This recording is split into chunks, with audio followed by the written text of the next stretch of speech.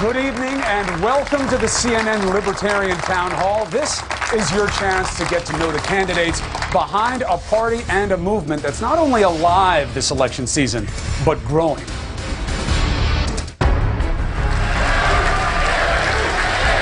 In the year of the outsider, he's looking for the inside track.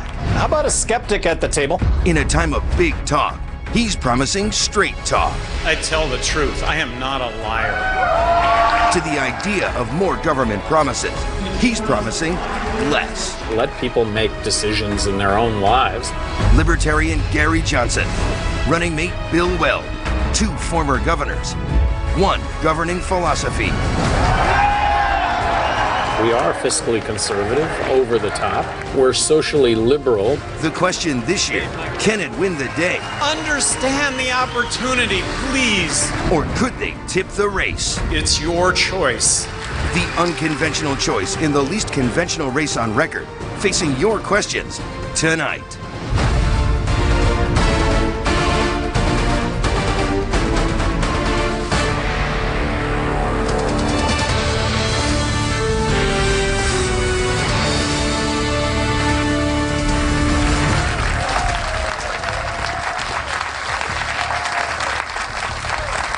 All right, welcome to all of you who are joining us here in the audience in New York, across the country, and around the world. Just so you know, we're being simulcast tonight on CNN International, CNN en Espanol, CNN Go, and Sirius XM Satellite Channel 116. Now, the Libertarian Party may be the new party on your radar, but you should know they were the first to hold its convention, make its choice, and is now working hard right now to get on the ballot in all 50 states. So, with us here tonight, Republicans, Democrats, Independents, all of whom share one thing. They say they will not be voting for either Trump or Clinton.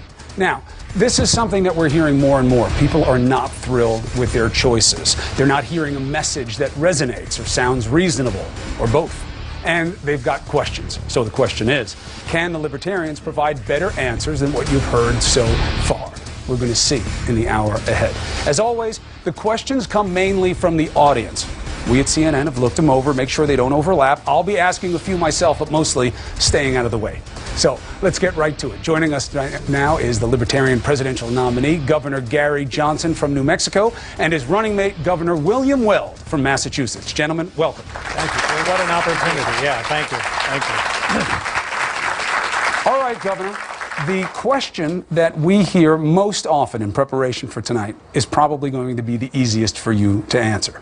Who is Gary Johnson and what is a libertarian? That has been the main question. So introduce yourselves to the audience and what you represent as a libertarian. Well, I've been an entrepreneur my entire life. I'm also an athlete. And I was the two-term governor of New Mexico, getting to be the governor in a state that's 2-to-1 Democrat, and I'd never run for political office prior to running for governor of New Mexico. Got reelected. Of course, Bill and I are both in that same category. And what is a libertarian in broad brushstrokes? Fiscally conservative, socially accepting, tolerant. Look, people should be able to make choices in their own lives, always come down on the side of choice. And then from a military intervention standpoint, look, we're not isolationists in any way whatsoever, but we're non-interventionists. We don't want to get involved in other countries' affairs. We think that the interventions that have gone on have resulted in a less safe world, not a more safe world. All right, so we'll flesh out those principles as the night goes along. I bet that does happen. You will. These are going to be very good questions, and they're very pointed, coming from a lot of different people. So, what do we see in the state of play right now? The election seems to be a proposition of who is less worse for many of the voters. We are steeped in negativity. In fact, on a personal level, you'll look at both the candidates. We've never had presumptive nominees with as high negatives as we see with Trump and Clinton. So the proposition for you, Governor, is for the people who have negative feelings about Trump and Clinton, why should they be positive about your ticket? Well, and that's what the opportunity that we get to present here tonight. We are going into this as a team, really. Bill Weld, being my running mate, is beyond my wildest expectation. A political role model for me, but we're not going to have separate staffs, and really stick to the issues. Stick to the issues that are facing this country, and there are plenty. Governor Weld, Mitt Romney said, hey, you know, the Libertarians are on something here, but I would have wanted to see the ticket flipped. He said, I would have wanted to see Weld on top. Not to create any internecine strife. None whatsoever. But in terms of how you perceive your role here and why you wanted to join this ticket, going from a Republican to a Libertarian, explain. Well, I want to be an equal partner of Gary. We served together as governors, and I was governor twice of Massachusetts in the 90s, and we had kind of a mutual admiration society when we served together back then. Before that, I was a federal prosecutor for 7 years. So we do bring a lot of executive experience to the table, 8 years in Gary's case. Each of us, our first elective office was governor. In my case, 13 years if you count the Justice Department. So that's a lot of problem solving all day long. The last 2 days, we've seen something somewhat unusual, if not unprecedented. Big blocks of national time used by each of the main candidates to basically pull out a big stick and beat the other one over the head with it. Their main propositions that were put out, I want your take on them. Hillary Clinton went first. And fundamentally, the argument that she made is that Trump's business pedigree is a farce, that he's not a good businessman. You founded and ran your own successful business in construction. What is your assessment? Do you agree with Clinton when she says Trump is not a legitimate businessman? It should not be seen as a plus. You know, I do leave that to others, Chris. The issues that I have with Trump, starting with immigration, starting with free trade, going on and on and on, killing the families of Muslim terrorists. Really, it's what's coming out of his mouth that I really have issues with, and those are the issues that are facing this country. The big issues, but obviously your assessment of the state of play is relevant also. The return from Trump was that Hillary Clinton is the most corrupt person to ever run for president. Is that a view that you would embrace? That is not a view that I would embrace. I don't think either of us are going to engage in any sort of name calling, that we're going to keep this to the issues, and the issues are plenty. All right, good. One of the big issues whenever you want to run a successful campaign is money. Nobody likes it, but everybody has to play by the rules until those rules are changed. There was a lot made of the fact that Clinton has so much more money than Trump right now. Obviously, the mitigating factor there is that Trump says he could self-fund in a check. Money is going to be an obstacle for you as well. Right now, I believe last count of disclosure was 175 grand on hand. How can you raise the money to be effective in a race of this magnitude? Well, I think with the appearance here on this town hall, I think that banking on the CNN ticket, are you, Governor? You know, there it is, right there. and doesn't it speak volumes that we are sitting here on the money that we have raised? So it is a different kind of campaign, earned media, social media, and we're looking to take advantage, as much advantage as we can on that. And Bill. You know, Bill's thing is fundraising. He likes to fundraise, and he knows a lot of people. And you've been in the hardest position in politics on several different occasions, which is the one to pick up the phone and ask for the money. And I like doing that. If you can't sell yourself or your candidate, what can you sell? So I was Pete Wilson's finance chair nationally when he ran for president, and I had the honor of serving at Mitt Romney's co-chair in New York for both of his presidential runs, and I've hung around the Republican National Committee for a long time. So half of the big Republican donors have said they're not going to support Mr. Trump. That's a lot to work with. So what are you finding? What do you feel comfortable disclosing to us? I know these conversations are often confidential, and reasonably so, but what's your pitch, and what are you hearing in response? Oh, the pitch is that we're the people who say we want the government out of your pocketbook and out of your bedroom. And if people don't subscribe to that, then it's a longer conversation. But that was my pitch to the Republican National Convention in 1992. And much of the, and I won't say the never Trump crowd, it's just the people who have decided not yet to support Mr. Trump, who are Republicans, they do share our view of being fiscally conservative and socially inclusive. So it's not a hard sell. It's not a bad conversation. It often takes 2, 3, 4 conversations, but the first conversation is always easy. The first conversation is easy. Have you had any success yet? Oh, yeah. Oh, yeah. You don't want to throw a number at me or anything like that? No. Well played, Governor. Well played. All right, Governor Johnson, let's do some word association here. I'll say the name. You hit me with the first thing that comes to mind. Remember, we've got an audience here and a lot of people watching out there as well. President Barack Obama. Good guy. One. Governor Weld. Barack Obama? I think he's been statesmanlike the last couple of years. He had a disappointing first term, and I think he's picked up his game the last couple of years. It's going better for him. Hillary Clinton. Hillary Clinton. A wonderful public servant. I guess I would say that. Old friend, nice kid, knew her in her 20s. We shared an office on the Nixon impeachment. Real bond, lifelong. Seriously, not kidding. Donald Trump. I'm sure there's something good to say about Donald somewhere. I'm sure. In the debates, I play a game in the debates. So during the Republican debate, when it was asked the question, "Will you support the nominee?" I would have said, "Look, I'll leave it open, but I would not support Donald Trump based on what he has said to this point," and that was all the things that he had said to that point. I'll leave it open, but everybody else said they would support the nominee. I would have said, no to Donald Trump unless things change. Donald Trump, one word. Huckster?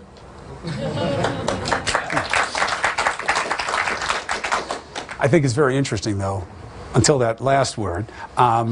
You both tried to be positive about the names that were No, offered. if you give me more words, I had a lot more behind I only asked you one. The choice was yours, Governor, but you only had one word. And I took the liberty of... But very interesting. A different tone on the stage tonight when people are looking for reasons to be positive. We have a lot of issues to cover with a lot of anxious people in the audience, so we're going to get right to it. We're going to take a quick break. When we come back, we get to what the town hall is all about. The CNN Libertarian Town Hall is going to begin right after this.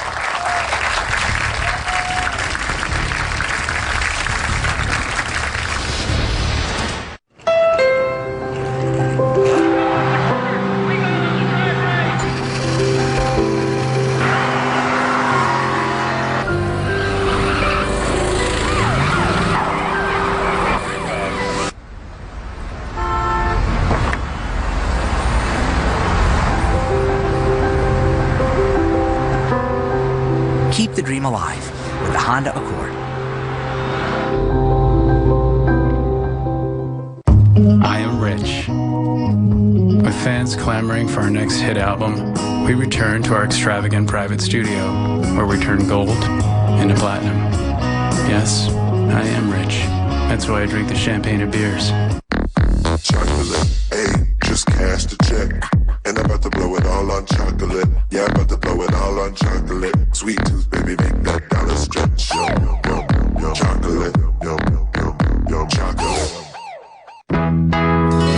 It's easy to love your laxative when that lax loves your body back.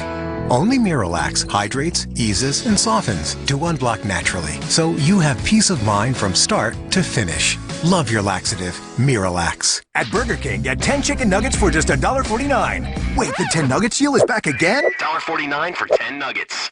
Sweet! They're crispy and golden on the outside, made with white meat on the inside. Enjoy 10 chicken nuggets for just $1.49 today, only at Burger King. It's the mid-year clearance sale at Lumber Liquidators. Now's your chance to get incredible deals on more than 10 million square feet of beautiful, top-quality floors, like pre-finished hardwood up to 30% off, North American and European laminate over 20% off, and bamboo up to 20% off. Looking for popular distressed looks? We've got Virginia Millworks 10 to 30% off, plus more styles from 49 cents and 24-month special financing. Hurry, the mid-year clearance sale is going on now. Get to Lumber Liquidators today. Fact.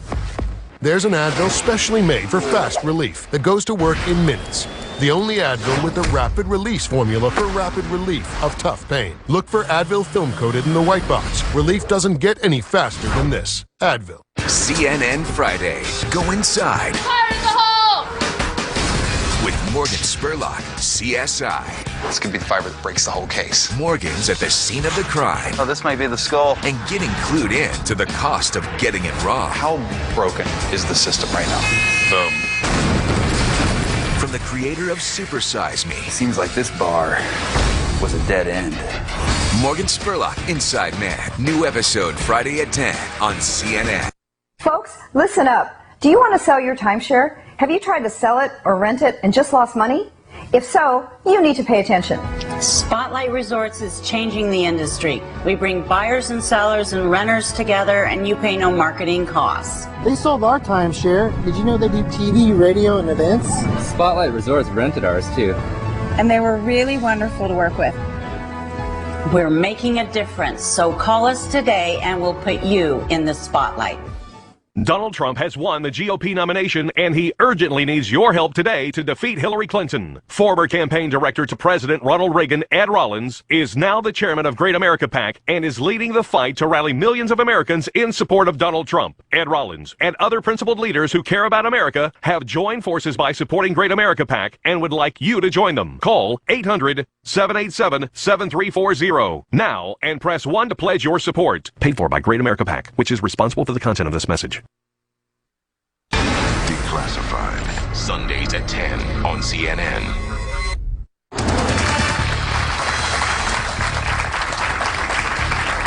Welcome back to the CNN Libertarian Town Hall. We have candidates Gary Johnson and William Weld. It's time now for questions from the audience. First up, we have Jeanette McCoy. Jeanette was inside the Pulse nightclub when it was attacked on June 12th. We all know that situation too well. One of her friends was shot. She took off her shirt. She tied a tourniquet around his wounds and helped him. Thank you for being here, Jeanette, and I'm sorry about what you had to go through. Well, thank you for having me. Well, my question is I do believe in the constitutional right of to bear arms. I do own a gun. Yet my question is, even though when it comes to our car situation, it's also considered a deadly weapon, yet we have to have insurance and we register it every single year. Now it's actually easier to buy a gun and to use it than to legally drive a car. You said America would be safer if it was easier to buy guns and if more people carried them, especially out in public. But last week, when I went out dancing with my friends, unfortunately, I ended up in the middle of the worst mass shootings in our nation's history, and I'm still a little bit distraught about it. Yes. But what I did want to ask is, how would making it easier to buy guns with minimum requirements, especially unnecessary military rifles, how is that making it easier for us? I don't think our position would be making it easier. We're not looking to roll back anything, but with regard to keeping guns out of the hands of the mentally ill, with regard to keeping guns out of the hands of potential terrorists, Bill talked about establishing a 1,000-person task force to potentially address that, a hotline. Look, we should be open to these discussions. I would love to understand what transpired between the shooter and the FBI, for example, getting in the middle of that. That's why I want to get elected president. I do really well in that situation. I'm not saying I would be value added, but look, the FBI came in contact with this guy 3 times. What transpired? Why wasn't this guy deprived of his guns? Well, when we look at that question, it takes you down the road of whether you see the Second Amendment as being open-ended or closed. Put some more meat on the bones of your position on this, because your baseline is, I don't believe in restrictions. I think that people should be able to exercise their Second Amendment right. But then you bring up mental health, and that gets tricky, because now you're dealing with super regulation, because unless it's an adjudicated mental illness, now you're dealing with really subjective measurements and real potential curtailment of rights. So how do you balance saying, I don't believe in restriction, but then being open to very serious restrictions? Well, number one, you shouldn't close off that debate. You shouldn't close off that discussion. We should be open to how that might take place. And look, automatic weapons are not allowed in the United States. They've been illegal. And when you talk about semi-automatic weapons, that's a category that encompasses 25 million rifles in this country. Please chime in. Because also you've said that you've evolved on this issue. When you were governor in Massachusetts, you saw gun control as being necessary. Now, so what do you mean when you say you evolved? My most relevant experience, Chris, is my 7 years in the Justice Department, and I was an organized crime prosecutor, and I saw the way Rudy Giuliani, myself, others took out the whole top 3 echelons of organized crime in the 1980s. It's by having a central place where you collect all the intelligence, you build a case bit by bit, and then you go after the whole enchilada. And I think we should do the same with a 1,000-person FBI task force treating ISIS as a gigantic organized crime family, which is exactly what it is. And you have them add the probable cause bit by bit, just like the Justice Department does. Jim Comey, the head of the FBI, was practically a national hero when he was Deputy Attorney General, together with my deputy in the Justice Department, Bob Mueller, who was head of the FBI for 12 years. These people know how to do this. Task forces like the department had against Enron, financial crimes. So they could get results there, treating ISIS as an organized crime family and taking them out. All right, so there's a piece. Governor Johnson, right now you have a sit-in going on, at least right before we started. I don't know what the current status is. But do you agree with what is driving the sit-in by the congressman right now? No, I think that these lists are subject to error, and if you're one of those error members, and I am talking now about the terrorist list or the no-fly list that has active members of Congress on both lists. But you know those are a very small minority of cases. Absolutely. And there is due process to deal with your being on a list. Right. Right, because the suggestion would be, you're wrongly on a list, we can deal with that. You get a gun when you're on one of those lists, now it's out of our hands. Believe me, these are really sensitive issues, and I'll just point out that I kind of sort of want to pivot here. I mean, the death penalty is subject to 3 to 4% error on the death penalty. So if you're in that category and you're put to death, that's my opposition to the death penalty, is that all of these government lists are subject to error. And if you happen to be one of those, Chris, you may have your life adversely affected. No question. Another question from the audience, shall we? Ron Lichman. He works as a portfolio manager, and he is the chair of the Manhattan Libertarian Party. What do you have? Good evening, Governor and Governor. A question on health care from a libertarian perspective. I understand, Governor Johnson, your position is to replace government-run health insurance and medical care with a very competitive free market system, which you expect to reduce the costs of health insurance, reduce the costs of medical services, and provide a lot more choice for consumers and patients. But in the event that there's a fellow American who doesn't get health insurance or even opts out and then gets sick and can't afford the cost of the care that he needs to survive, is it really a libertarian principle that society should say he's made a choice, bears the consequences, and should be allowed to die? Well, both of us, having been governors of our respective states, look, there should be a safety net out there regarding health care. And in no way are we saying that this safety net should be eliminated. President Obama's health care plan, at the end of the day, I'm looking to get elected president of the United States. So I'm going to sign on to any initiatives, really, that bring a free market approach to health care. My insurance premiums currently have quadrupled. I haven't seen a doctor in 3 years. I'm agreeing with Chief Justice Roberts that it is a tax.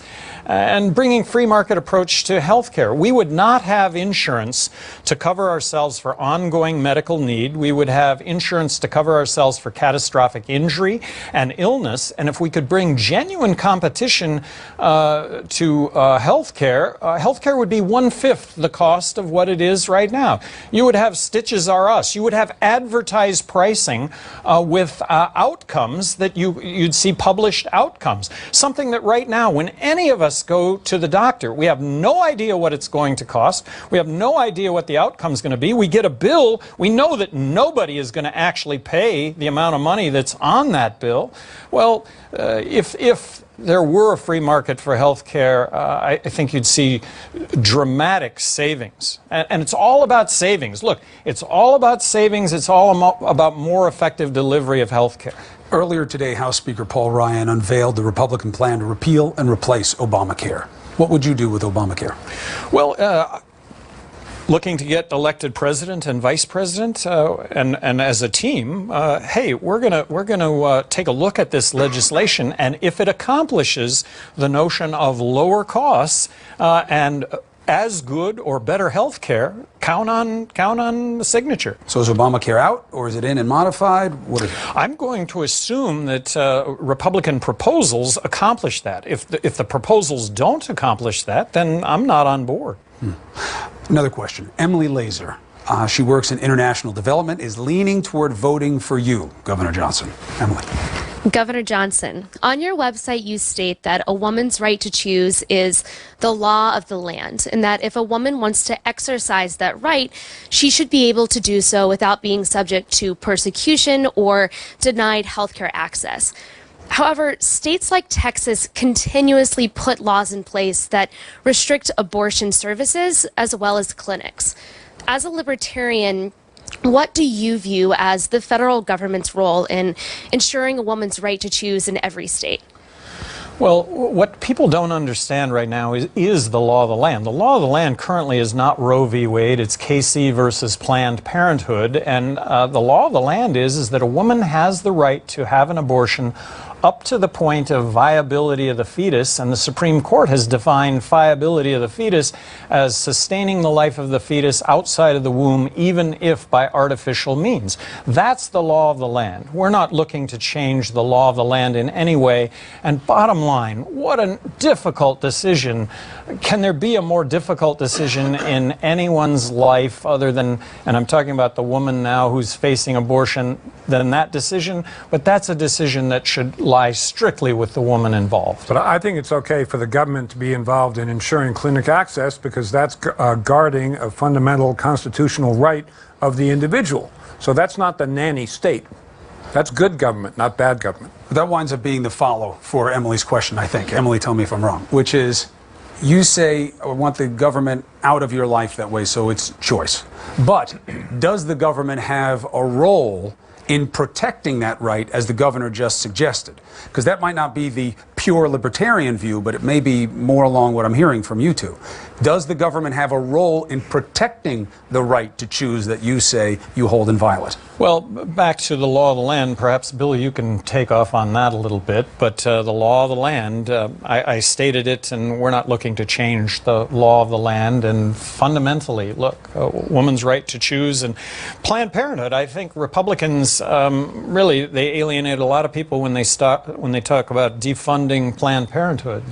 Planned Parenthood does a lot of good, and that starts with women's health. People sometimes say to me, you know, why should the government say that equality of marriage, gays and lesbians being able to marry, is the law of the land, and isn't that the nanny state? No, not at all. That's the Constitution telling you that marriage equality is dictated by the Due Process Clause and the Equal Protection Clause. That's not the government. So I think that's a canard to say the government should have no role in safeguarding the constitutional right. Now, let's go to another question from Amanda Lindemann that kind of touches on the outer parameters of this discussion we're having on this issue in particular. She lives in New York, currently undecided. Amanda. Good evening. Thank you for coming this evening and taking my question. Do you pray and do you believe in God? Who's the question?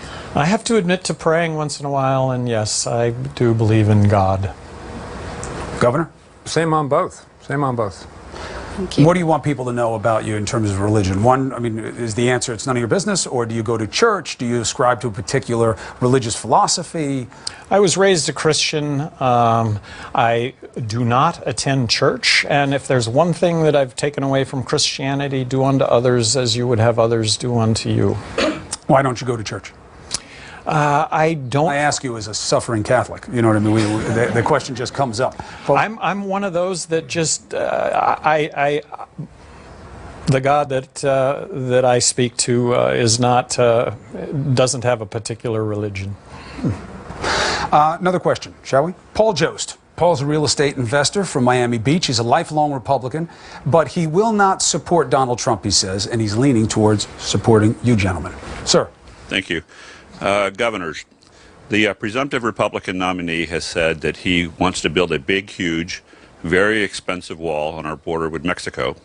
He also wants to deport 11 million undocumented residents. Do you agree with this plan? And if not, what do you plan to do to defuse this very emotional situation? Well, I find both of his statements just incendiary, and I am speaking as a border state governor. The deportation of 11 million illegal immigrants is really based in misinformation, building a fence across the border, borders on insanity. We should make it as easy as possible for somebody that wants to come into this country and work to be able to get a work visa. I'm not talking about a green card, I'm not talking about a citizenship, but a work visa that should entail a background check and a social security card so that applicable taxes get paid. They are not taking jobs that U.S. citizens want. They're hard-working individuals. The reason for the 11 million illegal immigrants is because there are jobs that exist in this country and they can't get across the border legally, so they cross illegally. And that's not the limit of the really unreasonable foreign policy proposals by the presumptive Republican nominee. The notion of having Japan and South Korea have access to nuclear weapons is crazy in a world where nuclear proliferation is the #1 threat to the security of the world. The notion that he's going to impose huge penalties on Mexico and China at will violates our obligations under treaties and international agreements like the World Trade Organization. You cannot be president of the United States and talk like that. You cannot even be a candidate for president of the United States and talk like that. And let me for a second, how's the deportation of 11 million illegal immigrants going to work in my home state, New Mexico, where the population is 48% Hispanic? Is this going to be a knock on the, well, it's going to amount to a knock on the door by the federal government. They come to my door, oh, gee, you're the former governor. I guess we won't search your house, but the next door they go to is statistically going to be Hispanic, and they're going to have to be papers produced, and I'm just telling you, this is incendiary. Governor, you've gone beyond incendiary. You've gone beyond bad politics. You recently likened Trump's immigration policies to what happened in Nazi Germany. Sure did. Why? I think that the Republican presumptive nominee has succeeded in tapping into the very worst political traditions of the United States and other countries. The amount of fear engendered of in Europe with the knock at the door that Governor Johnson mentions, and Frank hiding in the attic, hoping no noise will alert the Nazis below, they're directly analogous. To liken it to genocide? I mean, you know, this is an ugly scenario. There's no question about it. It's the roundup that he has proposed, the rounding up and deportation of 11 million people. I mean, that's a lot of people, and that's going to engender a lot of fear, pit citizens and non-citizens against the government, breed disrespect for authority. I just think it's not a realistic prescription whatsoever. So how do you balance? Back to the work visas. Look, if you're in the country illegally, there are 11 million illegal immigrants. Come on in, get your work visa. As long as you've been law-abiding, we'll give you the work visa.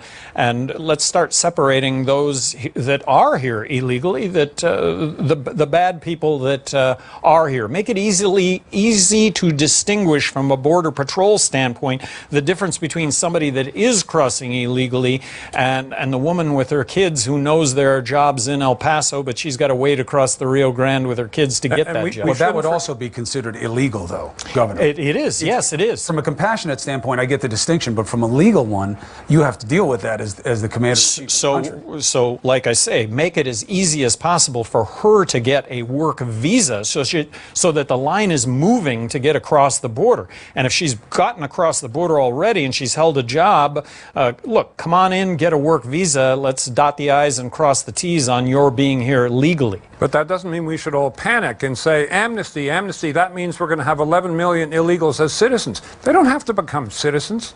They can be, held to their limited period of work and then go home. Citizenry will still be a process, and I'm not even talking about being a citizen. Let's get beyond the 11 million illegal immigrants with an easy work visa program. Christina Casalino has a question. She's from Little Neck, New York. She is undecided. Christina. Hello. If you had a choice, Trump or Clinton, which one would you pick? And who's you think is going to be like a better president? Look, I've been a self-described libertarian since 1971, and since 1971 there's always been a libertarian pick. My first vote for a libertarian and president was Borgland against Ronald Reagan, his second term, because Ronald Reagan blew the lid off of deficit. So I know there will always be a libertarian choice. All right, but I'm saying, I think the question, again, I always like to, feel free to tell me I'm wrong. It happens all the time. But if you had to say that one of these is more qualified than the other to be Bring president. back waterboarding or worse, or it's not going to affect. You're not going to give an answer? I'm not going. No, I'm not going to give in to voting for one of the other. Oh, I would. Thank you. And that's why you're a good team. Governor Weld. Well, I think Mrs. Clinton, no matter what you might think of various economic policies, is very well qualified to be president of the United States. I would not say the same of Mr. Trump, with all respect. I think so. Sorry? All right. I don't think so. Did you get the answer? Yes. No, no, really. You got it from one of them. That's right. Well, you know, you got to take what you get sometimes. Thank know, you. Gilly? Thank you. All right, so we're going to have a lot more audience questions to come. As you can see, they're really touching on a range of issues. So please, in a second, come back and watch the rest of the CNN Libertarian Town Hall. Stay with us.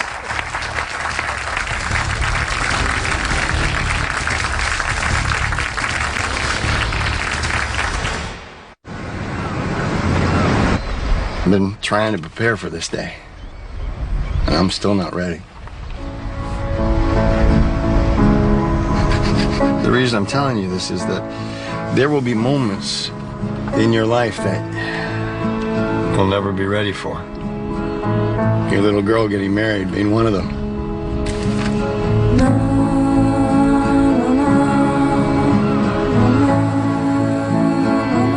Oh, looks like we missed most of the show. Yeah, and there's no way to restart it. With DirecTV, there is. You see, we got the power to turn back time, so let's restart the show that started at 9. And while we're at it, let's give you back your due and give her back the guy she liked before you. Hey, that's the power to turn back time. Get the ultimate all-included bundle. Call 1-800-DIRECTV. Nexium 24-Hour introduces new, easy-to-swallow tablets. So now there are more ways for more people to experience complete protection from frequent heartburn. Nexium 24-Hour, the easy-to-swallow tablet, is here. Buy milk and you could be a winner this summer. When you purchase milk, you can upload your receipt for a chance to win a U.S. Olympic Training Center experience and over 1,000 other incredible prizes. Visit milklife.com/champions to enter. If you have moderate to severe rheumatoid arthritis and you're talking to your doctor about your medication, this is Humira. This is Humira helping to relieve my pain and protect my joints from further damage. This is Humira helping me go further. Humira works for many adults. It targets and helps to block a specific source of inflammation that contributes to RA symptoms. Doctors have been prescribing Humira for over 13 years. Humira can lower your ability to fight infections, including tuberculosis.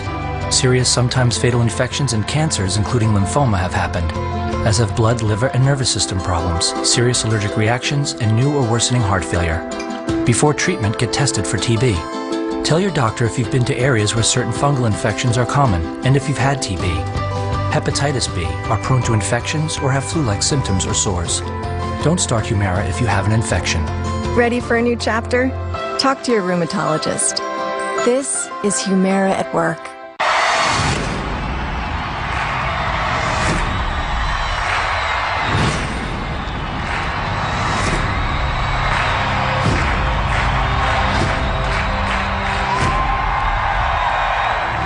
The Clintons have turned the politics of personal enrichment into an art form for themselves.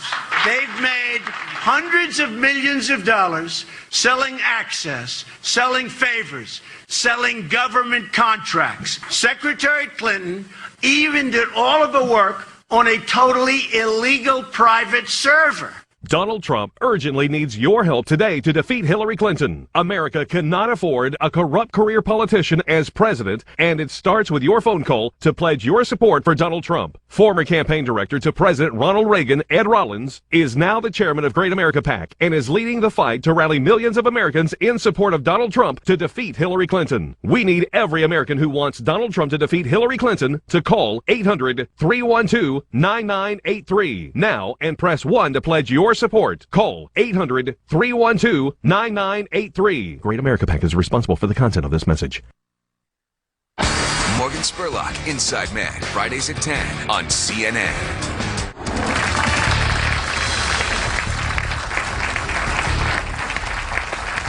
Welcome back to the CNN Libertarian Town Hall. We have Governor Gary Johnson. He's, of course, the party's presidential nominee, and his running mate, Governor William Weld. We've been covering a range of topics here. Let's get back to the audience. We have Maureen Morella. She's from West Milford, New Jersey, and she's currently undecided, and she has a really important question. Please.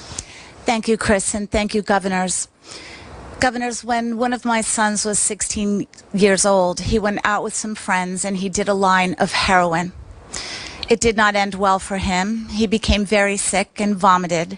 He aspirated and was left with brain damage so severe that now, 12 years later, he remains in a wheelchair with no ability to eat or speak, and he is fed through a tube in his stomach. His dad and I take 100% care of him. He has enough cognitive ability that he goes out with me and speaks at every forum where we are asked to go. A message about not doing drugs. We live in an extremely high-risk society, and this is normal for our children. So, governors, please explain to me how you think that legalizing marijuana straight through to heroin can possibly be a harm reduction forum. It makes no sense to me. And when you go out on the road with me, I can assure you that these young people say, can you people in positions of power please get rid of the drugs? We don't want to lose any more of our siblings or friends. So, heartbreaking. And we are not espousing the legalization of any drugs outside of marijuana. But what you are pointing out, and this is heartbreaking, but what you're pointing out is that prohibition really is what your son succumbed to. And that is that overdose, and again, speaking specifically, please, just, but overdose. You're a heroin addict, and you're taking heroin, and you take heroin. You take your heroin. Your supplier has now been arrested and put into jail, and now comes a new supplier of heroin. And the new supply of heroin, visually, you're taking the same dose that you've taken before, but it's of a different quality and a different quantity, and it ends up killing you. So. When you look at programs like Zurich, Switzerland, where they have a heroin maintenance program, the idea in Zurich, Switzerland was no more overdose deaths, because you could, as a heroin addict, you could go in, you could get your dose, it would be a free dose, but you wouldn't die of an overdose. You'd have clean needles so that you'd be able to not succumb either to hepatitis C, HIV. The idea was to reduce death, disease, crime, and corruption, and that's what's happened in Zurich, and the citizens of Zurich have re-upped on that program. So I hate to say it, but it's prohibition. It's quality, quantity unknown that kills people. Governor, if I may. Go ahead. Sure. That is not what I'm asking you. I'm not talking about people that are addicted. And when they go to your pretty little places with the pretty little needles, we're still going to have street people out selling heroin. Exactly. Because they're going to get their one dose and it's not enough. So you're keeping people addicted, and you are not curing the fact that it is a sickness, it is an illness. And you are not addressing the young people that are so desensitized to what drugs are doing. And putting more drugs out there desensitizes them further. We're not advocating the legalization of any drugs, not heroin. But when you look at programs... I've read literature where you have thought about it, But Governor. Maureen's referring to you being asked in the past, would the world be better off if all drugs were legal? And you answered yes. The point being is, when you take a city like Vancouver, which also has the same program for heroin addicts, where they can actually bring in their dose of heroin and have it tested. Is this going to kill me, or is this not going to kill me? We have the best policies in this country to kill heroin addicts. Those are the policies that we have in place. If the government, and I'm not suggesting these kinds of programs on a federal level, but on a local level, if at a local level health departments were to say, look, heroin addicts, you bring in your dose of heroin before you ingest it, and we'll test it as to whether or not it will kill you or not. But Governor, that's my point. Governor, let's take a moment on this because it matters. It seems to me that there's an inconsistency here. Either you think drugs should be legalized or not. So let's just get that first, and then we'll get into what the scale of that is. No drugs legalized outside of marijuana. So heroin should be illegal. We don't know how to deal with the legalization of marijuana, but we do, the legalization of heroin, but we do have programs throughout the world that actually are effective in reducing the kind of situation. So you're saying the answer to Maureen's question, you're saying keep heroin illegal, but boost the amount of programs that you have to make it safer for addicts. Reduce. In other words, what we're really concerned with is death, disease, crime, and corruption, and we can have programs to do just that. But keep the drugs illegal. Governor, please weigh in. Keep the drugs illegal. The other trend, which I think is salutary, which is not going to bring back your son's prior status, and I understand that we're not talking about addiction there, but I do think that society is coming to view people who have serious issues with either narcotics or alcohol, that is a public health emergency, and it's not a status crime, which it has been treated as.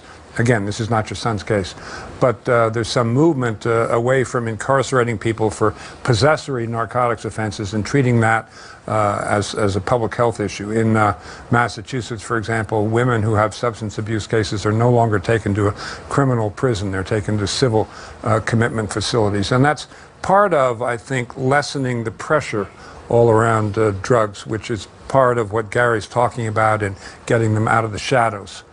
Needle exchange programs in states that reduce HIV and hepatitis C. Very controversial, but the bottom line is that it saves lives. Boy, I came out for those when I was governor, and did I get murdered?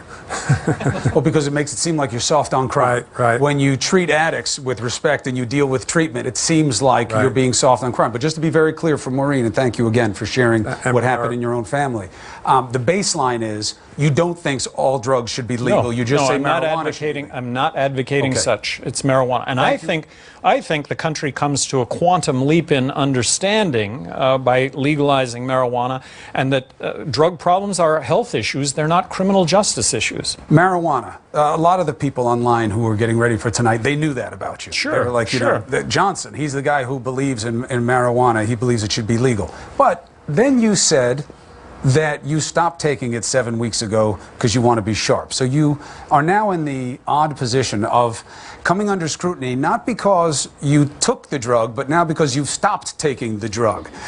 So people are saying, where's the policy consistency? Well, where's the consistency of your belief that it can't harm you if you stop taking it because you thought that it would take away your edge? So first of all, you as an individual, I don't care if you drink yourself silly every night of the week, as long as you don't get behind the wheel of a car, as long as you don't do harm to others. And with regard to marijuana, why should somebody who takes the edge off when it comes to marijuana, why should they not have that same ability as long as they don't do others harm? I haven't had a drink of alcohol in 29 years. My whole life is about health and wellness. And because I stopped using marijuana, look, I've gone years without consuming sugar or caffeine. I have the ability to do that. I made a personal decision. I don't want to in any way disparage someone who does use marijuana or does use alcohol and finds benefit from that. So like I say, this is my own life. These are the decisions I've made. I don't want to make a value judgment here on others. I think others should be entitled to live their lives as they see fit. And this is a real libertarian principle here. Look, when it comes to choices in your own life, you should be able to make those choices as long as you're not doing harm to others. Let's go to Jeremiah Wegner. He's a student at Columbia University. He says he's leaning towards supporting you, Governor Johnson, unless a Republican somehow replaces Trump at the convention. I'd love to know how you think that's going to happen, by the way, but we'll talk after the town hall. What's your question? Thanks, Chris. So, as a previously enlisted Army Ranger who's deployed to the Middle East 6 times, I've seen firsthand the epic, wasteful amount of spending done in our global war on terror. I understand that if elected, Governor, your plan is to reduce the federal budget by 20% across all departments. So my question is, how do you balance maintaining the world's most dominant military force while attempting to eliminate wasteful spending? You want to crack at that one? Sure. I mean, Gary and I I personally have never seen a layer of government that I didn't think had 10 or 20% waste in it, and the federal government is no exception to that. So our opening position would be to look for 20% that we could reduce the size of the federal government. As to the military, the baseline position of the Libertarian Party is an invincible defense, and an invincible defense includes projection of military supremacy, both air and naval, around the world, because people around the world really do pay attention. It does not encompass interventionism, boots on the ground, American blood on foreign soil. And I was a little surprised this week to see 51 State Department diplomats say, we want a bomb to force regime change in Syria. You know, regime change. I say to myself, that sounds familiar. It takes a lot of boots on the ground to effectuate regime change if you want to make sure it sticks. So, you know, what you would have is a pair of skeptics when people come and say, we should intervene here on the ground because these people are being mean to each other and we can't stand that. That's not going to sell as a matter of first impression. So let's unpack this a little bit, Governor, because it's one thing to say we have to be the best equipped military in the world, and there's very little debate that good men like Jeremiah are the best fighters in the world. The question is how you use them. Syria, Governor Weld brought up. Do you believe that there should be U.S. military intervention in Syria, given the context, which is without U.S. help, it does not seem that they can get it done? No, there should not have been military intervention in Syria, and it has had the unintended consequence of actually growing ISIS. Speaking earlier about the Pentagon itself says that we could reduce bases in the United States by 20%. That's coming from the Pentagon. But you don't have Congress that goes along with that because, of course, that's bases in home states, and that's what Congress does, is protect their own interests. Libertarians are seen as isolationists. You started off tonight by saying, we're going to redefine that. We're going to help you understand it because that's not true. But where do you then see a role for U.S. military in the world on all the various theaters right now where we're involved? If we are attacked, we're going to attack back. And you can certainly argue that we have been attacked by ISIS, but let's involve Congress also in this process, something that Congress has abdicated to the president and to the military, and that we do find ourselves in these conflicts without an open debate and discussion on how we should move forward. But if we're obligated to defend borders in other countries that have not been negotiated through Congress either. Understood, but just one follow on that. If you believe that the United States should use military force to respond when attacked, and you say constructively we have been attacked by ISIS, then how can you not be involved in Syria, which is obviously a big swath of the Levant where ISIS has its stronghold? How do you stay out of there? Well, because of our intervention, ISIS has grown as a result. I mean, you had Assad against ISIS, and now you take out, or we've decided to go against Assad, and that's ISIS. So that's now our new ally. Governors, let's take a quick break. When we come back, we're going to have more questions from the audience here in the Libertarian CNN Town Hall.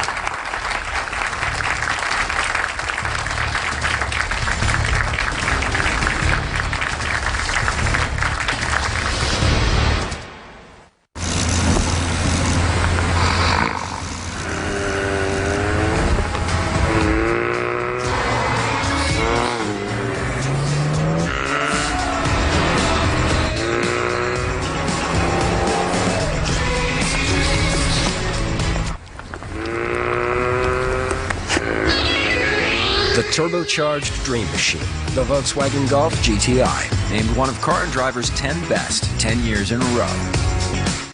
I am Rich. With fans clamoring for our next hit album, we return to our extravagant private studio, where we turn gold into platinum. Yes, I am rich. That's why I drink the champagne of beers. Ever since I can remember, I've been fascinated with relationships and helping people find true love.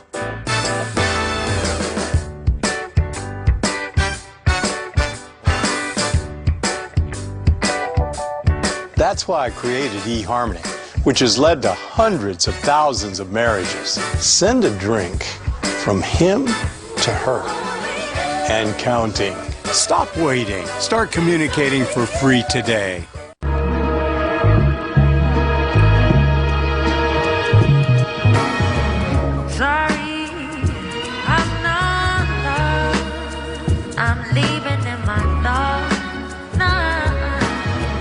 Whopper. Whopper. Fries. Fries. Soda. Soda. $10. Someone's gonna get fired. Fired and Flame Grilled. Get 2 100% beef Whopper sandwiches, 2 fries, and 2 drinks now for just $10. It's the 2 for $10 Whopper meal, only at Burger King. Fall in love with a new daily fiber. New Mira Fiber from the makers of Miralax. It's the only fiber that supports regularity with daily comfort fiber. So unlike others, Mira Fiber is less likely to cause unwanted gas. Love your fiber. New Mira Fiber. Welcome. Kick back. Indulge. Connect. Stroll. Shop. Smile. Rock. Cheer. Celebrate. Have a breathe easy weekend at Hilton Garden Inn. We guarantee a great stay or you don't pay. Book at HGI.com to get a guaranteed discount.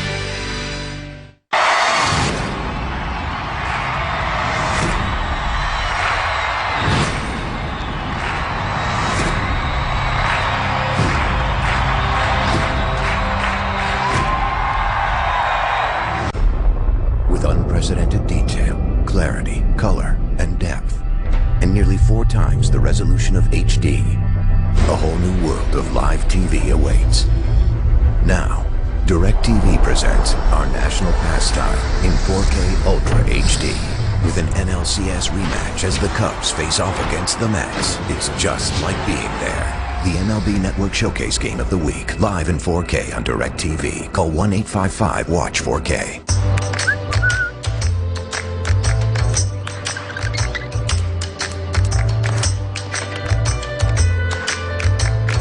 Some things work better when they're connected, like your HD DVR. Connect it to the internet now and catch up on the shows you've missed, even entire seasons all at once. Plus, get instant access to over 10,000 shows and movies on demand. Connecting your HD DVR is easy and it's free. Go to directtv.com/connect to learn how.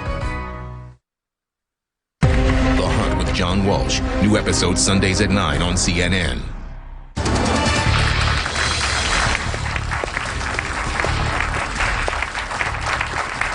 Welcome back to the CNN Libertarian Town Hall. We have candidates Gary Johnson and William Weld. We have another question from the audience. Kuram Dara. He's an attorney and a writer. He's a registered Republican, but he says he's open to a third-party candidate. Is that still true at this point in the evening? That is still true. Good to know. What's the question? Good evening, Governor Johnson, Governor Weld. Given the uphill battle you face as a third-party candidate, what assurances can you give to undecided voters, or what steps are you taking to ensure that your campaign isn't just a spoiler campaign, but is in fact a campaign that can be competitive and that can actually have a chance at winning in the fall? Well, we would not be doing this if there weren't the opportunity to win, but the only opportunity to win is to actually be in the presidential debates, Super Bowl of politics. To do that, we've got to be at 15% in the polls. To be at 15% in the polls, you've got to be in the polls. And right now, we see it day after day after day where really it's 2 candidates running for president. Occasionally, they throw in our names, and really it's showing at a level that if it were 3 names all the time, I think unquestionably we'd be at that 15% level and provide another voice at the table. And this is the opportunity tonight, of course, to tell you what that voice is. And once we get into debates, which may be the harder of the 2 leaps, the other leap is to persuade people that we're the lead alternative, because we reject the extremes of both parties. And that duopoly down there in Washington is not getting a lot done. It's almost like the parties exist more for the purpose of slandering each other than they do for having constructive approaches to legislation. And I think that's why people are a little bit, or more than a little bit, fed up with the 2 parties. So I'm not sure I see a lot of original thought coming out of either party, and we like to think that we're going to be the third way, which is the most creative way. CNN has you guys at 9% in the most recent poll. Jill Stein for the Green Party at 7%, so you got a cumulative 16%. The question becomes, well, what is your impact if you don't win? Now, Governor Weld, you said earlier this evening that you believe Hillary Clinton is qualified to be president. You do not believe Donald Trump is qualified to be president. If you were to see, Governor Johnson, because you were not as open in your disclosures about how you feel about the particular candidates, if it were to come to bear fruit that you saw that you were hurting Clinton or you were hurting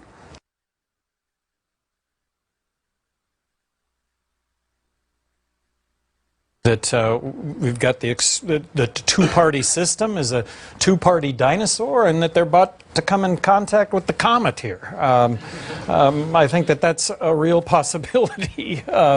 Look, there are extremes on both sides, and I think most Americans are libertarian. It's just that they don't know it, and this is an opportunity tonight to describe that. Jim Tassone joins us now. He has a question. He's a management consultant from New Jersey. He's the vice chair of the New Jersey Libertarian Party. He says he's supporting you, Governor Johnson. Jim. Good evening, governors. Both of the major party candidates have embraced a protectionist, anti-free trade policy. Tell us why supporting free trade benefits American businesses and American consumers. Well, free trade does benefit. I think that unfairly, free trade has come under criticism for being crony capitalism. Look, we're anti-crony capitalism. So much of legislation that gets passed, so much of what goes on under the guise of free trade really is crony capitalism. The fact that favoritism is for sale when it comes to government, and Congress sells it. Government can level the playing field for everyone, and saw that as governor of New Mexico. I had the best record of jobs in the 2012 presidential race, something that they brought out.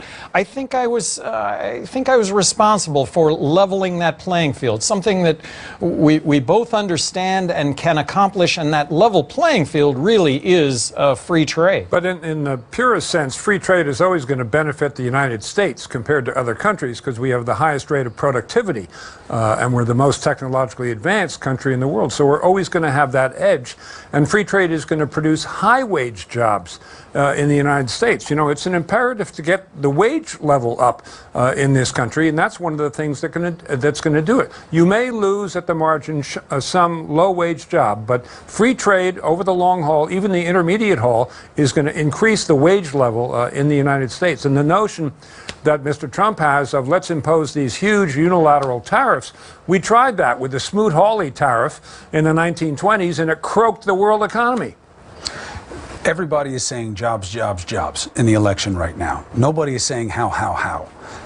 When you say that, because look, trade goes away as an issue of a problem if you're generating good jobs at home. You just said that. How do you generate good jobs in the United States? Well, as President of the United States, looking to get elected President of the United States, count on me to sign on tax policy that would reduce or simplify taxes in this country. But if I could wave a magic wand, I would eliminate income tax, I would eliminate corporate tax, I would abolish the IRS, and I would replace it all with one federal consumption tax. If we have zero corporate tax in this country, I believe that tens of millions of jobs will get created in this country for no other reason. Why would you start up, grow a business anywhere but the United States, given a zero corporate tax rate? And what do you replace all that with? Like I say, you replace it with a one federal consumption tax. I suggest that everybody look at the fair tax as a way to dot the I's and cross the T's on how you would accomplish one federal consumption tax. That's up for grabs, whether it's the exact percentages or exactly the way that the fair tax proposal does that, but it is laid out very specifically. But the devil's a little bit in the details, Governor, if you want to address this part of it. The big problem with doing what you're doing is you wind up cutting the amount of revenues that government has to work on. No, actually, it's revenue neutral. The whole proposal. That's not so. According to economists, that's not so easy to achieve. Well, maybe not. Because you're doing. But why? Just to give you the context, why? If you say the fair tax number that's usually thrown out is 28%, this would be your consumption tax. So you're automatically reducing the 39% from the top level down. That creates an issue about how you want to distribute the tax burden. You're getting a little too into the weeds. You think so? Yeah, but I think it matters to people because the idea can sound really good, one tax. Exactly. But you're also cutting your revenues in half, so how's your government provide the services? No. You're talking about a consumption tax that would have, and I think we're getting too in the weeds here. The bottom line is that we're going to look to make this revenue neutral. And if it needs to be tweaked, you know, look, this is an open debate and discussion that we as Americans need to have. Look, imagine life in this country without the IRS. greatly simplified. The more money you make, the more money you consume. You know, the more things you consume. I don't think you have to go so far as to abolishing the IRS. I think if you give people the sense that taxes are only going to go down, they may not go down a lot, but they're not going to go up. And that's something both Gary and I did. He cut taxes 14 times, never raised them. I cut taxes 21 times, never raised them. The result was, in my case, that when I took office, it was a recession, 1991. We had the highest unemployment rate of all 11 industrialized states.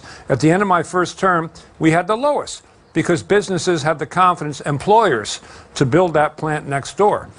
So, you know, in terms of industrial policy, I may not be a 0, but I'm a 4. I think you can make it possible for the winners to win where you have an advantage. In my case, biotech, telecom, software, we grew those industries in Massachusetts by paying attention to them. And the same could happen at the federal level. Let's bring in Molly Smith. She's a student And if you adopted one federal consumption tax, guess what? If you did away with the IRS, 80% of Washington lobbyists would go away because that's why they're there, to garner special tax favor. Molly Smith, student at NYU, hasn't decided who she's going to vote for yet, has a question. Hi. Similarly to Donald Trump's recent identification as a Republican, you both have only recently formally identified yourselves as Libertarian. Can you tell us what you have done specifically while you've been in office that has been consistent with Libertarian ideals? I'd like to think that it was everything in office, you know, being fiscally conservative, over the top, and always standing up for choice, always coming down on the side of choice. Can you be more specific? Well, I maybe was more outspoken than any governor in the country regarding school choice. Really, I think that we should bring competition to public education. I would like to get the federal government out of education, allowing state dollars to be spent in those states as opposed to making a detour in Washington where you send money 13 cents to Washington and it comes back 11 cents and then it comes back with mandates. The war on drugs. Look, we have tens of millions of Americans in this country who are convicted felons that, but for our drug laws, would otherwise be tax-paying, law-abiding citizens. So in office, in my case, even though I was then a Republican and not a Libertarian, I cut the state budget 14% my first 2 months in office. I was voted the most fiscally conservative governor in the United States by the Wall Street Journal in 1992. A couple years later, Gary Johnson was voted that. Of course, I had left office by then. And I was, you know, way out there by myself on gay and lesbian rights, starting my first month in office in January 1991. And for 10 years, no one followed suit. I appointed the woman who wrote the decision holding equality of marriage is constitutionally compelled, which led to the Supreme Court case holding that. I was a leader on the pro-choice movement as well. So almost all of my actions in office foreshadowed my eventual formal libertarian status. I may have vetoed more legislation than the other 49 governors in the country combined, and a lot of that was crony capitalism, a lot of that was spending in ways that, in my opinion, were political as opposed to actually addressing the issues themselves. Government is for sale. I think my 2 terms as governor of New Mexico really just kicked crony capitalism, kicked corruption completely out the door. Let's bring in Ahmad Green. He's from New Jersey, currently undecided. Ahmad? Good evening. My question is, it has been repeatedly stated by numerous libertarian candidates in the media that they respect but do not endorse the Black Lives Matter movement. Others have said that they do not support the movement for Black Lives entirely. Where do you stand on supporting, protecting, and upholding the human and civil rights of Black people and people of African descent in the United States and across the diaspora? Thank you. If I could, again, this may not be Republican dogma, but what I did very early on in my administration was to establish an African Caribbean American Commission, meet with them once a month, myself, not a cabinet secretary. All your concerns, anything we can do specifically. Same for Asian Americans, same for Hispanic Americans. Met regularly with Muslim and Arab community. My wife read from the Quran in Arabic to them. So, you know, I received the Golden Door Award for, you know, friendliness to various diasporas who were resident in our state. So that comes very naturally to me. I'm a pluralist. I think the essence of democracy is that the individual shall not be thrust in a corner. If there are members of groups who, by virtue of their membership in that group, are being thrust in a corner, that's when my blood temperature really starts to rise. Governor, how do you speak to this issue from this perspective of Ahmad's context, which is that libertarians haven't traditionally embraced the Black Lives Matter movement? Would you, and why? Yes, well, I do, and I'll come back to the drug war. If you're of color, there's a 4 times more likelihood that you'll end up behind bars than if you're not of color. And I think so much of shoot first has its roots in the drug war. Knock the door down and shoot. So, please continue, please. Well, it's huge, and we'd like to bring an end to the drug war, and by that, treat the issue as a health issue, not a criminal justice issue. Last question. Alex Zacharias, he's from Palm Beach, Florida, and he has not decided yet who he's voting for. What's your question? Governor, in your opinion, what do you feel is the greatest challenge facing our country's next president? I think it is the fact that government tries to accomplish too much, and in doing that, it taxes too much. And so we have some real issues with entitlements that, look, nobody is addressing the fact that that there does need to be reform to Social Security, there does need to be reform to Medicaid and Medicare, and that's not to say that we're not going to provide safety nets and provide the services that people do need. But look, if we're going to bury our heads in the sand over these issues, that's not what we're about. There's a truth here. These issues have to be addressed. It's an economic catastrophe, and we'll address them. Do you have a plan for what to do with entitlements, Social Security? Absolutely, absolutely. Well, looking at Social Security, you know, there are reforms to Social Security that need to take place. One would be raising the retirement age. Another would be to 75. You've suggested. Do you think you could get that done? Well, I'm not giving a number here. This is something that Congress is going to have to come up with. Let's remember that when Social Security was adopted, that nobody lived to the age of 55 was the average age of an American, and nobody was going to even live to collect it in the first place. If I could answer that question in one sentence, I think the paramount duty of the next administration is to bring the country together. I think people's teeth are set on edge against each other as groups. A lot of the reason is Republican versus Democrat, gridlock in Washington, hyper gerrymandering, and I think the next president has to rise above that, as did President Eisenhower, President Reagan, make us all feel good about being Americans. And I hope, please, I hope it's obvious. Look, we're proposing to do this as a team. We're not going to have separate staffs. That divides the two of us, and it's 2 for the price of 1. Well, it's 2 for the price of 2, but even that is a bargain in today's politics. Spoken as a politician there on that one. It's a credit to you here tonight in the audience. You've covered over a dozen of the issues that matter most to the American people right now. For the purposes of introduction, a couple quick personal questions as well. This is the first time, Governor, we've been together and you have shoes on. You almost always have sneakers. I've always had sneakers on, and I just, you know, everybody in my campaign is just, don't blow it with the shoes. Not me. I didn't say anything. Bill didn't say anything. But it's a nod to the fact that you're not just like an athlete in the gym. You have achieved things athletically that most people wouldn't even want to consider. What have you done, and why have you done it?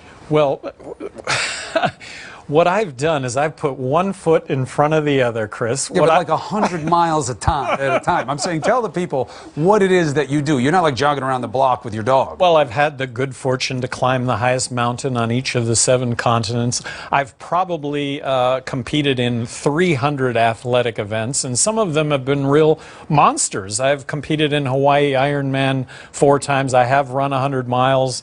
Was talking earlier about doing the Grand Canyon rim to rim to rim. Hardest thing you've ever done? Hardest thing I have ever done. It was bicycling 600 miles in 36 hours. Well, you know that you're a real athlete when the hardest thing you've ever done is not running for president of the United States. That's how you know when you're really into your sports. Governor Weld, a lot of people will probably know that you were a 2-term governor in Massachusetts, but you're also a novelist. If you were, you couldn't, even you as a novelist couldn't make up what we're living through in this election right now. Not this year. That's my suggestion. Nobody would buy it. If you were writing it, what would you title the novel about the 2016 election? Oh, boy. I don't know. Monkey business? That might be taken.